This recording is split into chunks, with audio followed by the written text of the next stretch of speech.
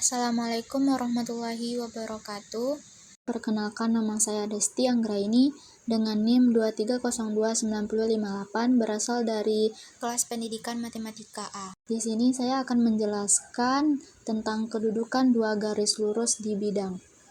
Misalkan dua garis lurus G yaitu Y sama dengan M1X tambah N1, garis lurus H yaitu Y sama dengan M2X tambah N2 berpotongan pada satu titik T, di mana gradien garis G adalah M1 sama dengan tan alfa dan gradien garis H adalah M2 sama dengan tan beta. Misalkan sudut lancip yang dibentuk antara garis G dan garis H adalah gamma. Dari konsep segitiga diperoleh gamma sama dengan alfa dikurang beta dan tan gamma sama dengan tan alfa dikurang beta.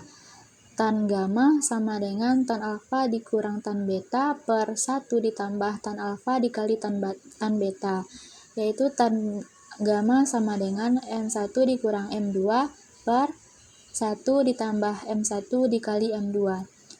Agar gamma lancip, maka besar sudut antara garis G dan garis H harus tan gamma sama dengan nilai mutlak dari M1 dikurang M2 per 1 ditambah M1 kali M2, atau gamma sama dengan tan pangkat min 1 nilai mutlak dari M1 kurang M2 per 1 tambah M1 kali M2.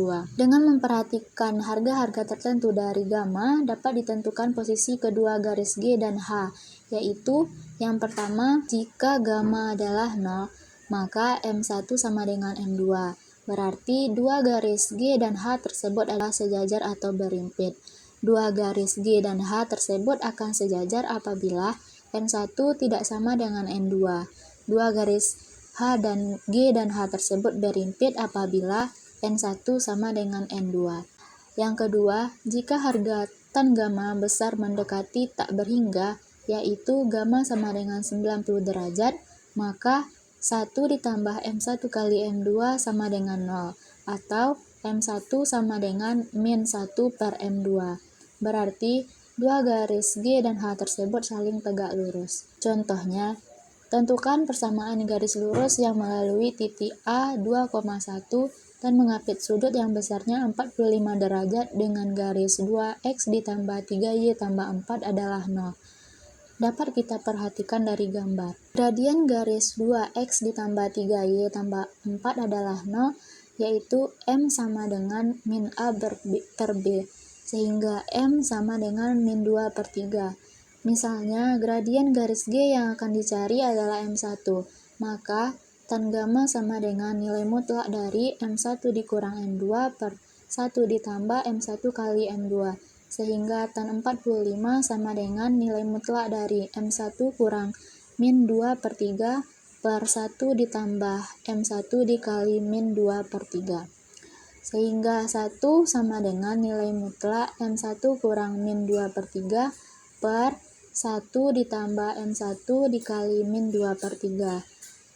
1 ditambah M1 dikali min 2 per 3 sama dengan M1 dikurang min 2 per 3, atau min 1 dikurang M1 dikali min 2 per 3 sama dengan M1 dikurang min 2 per 3, sehingga diperoleh M1 adalah min 5 atau M1 sama dengan 1 per 5.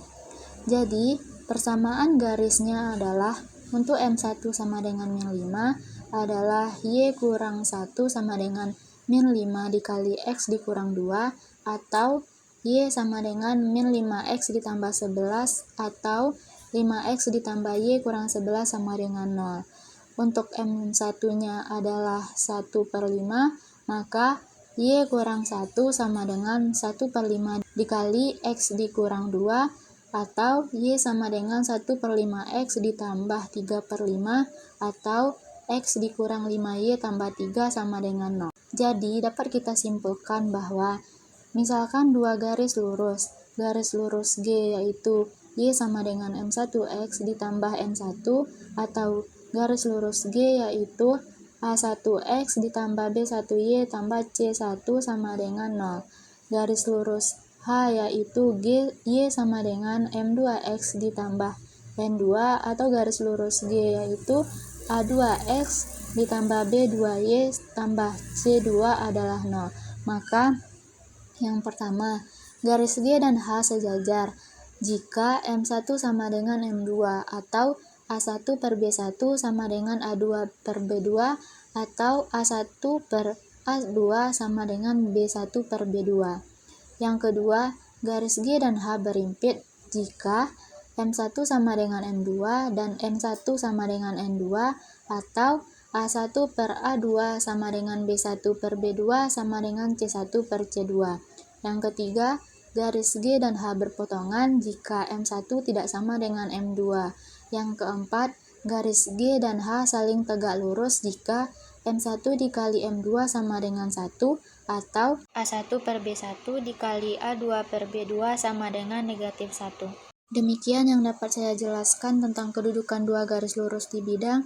Jika ada kesalahan dan kekurangan saya mohon maaf. Assalamualaikum warahmatullahi wabarakatuh.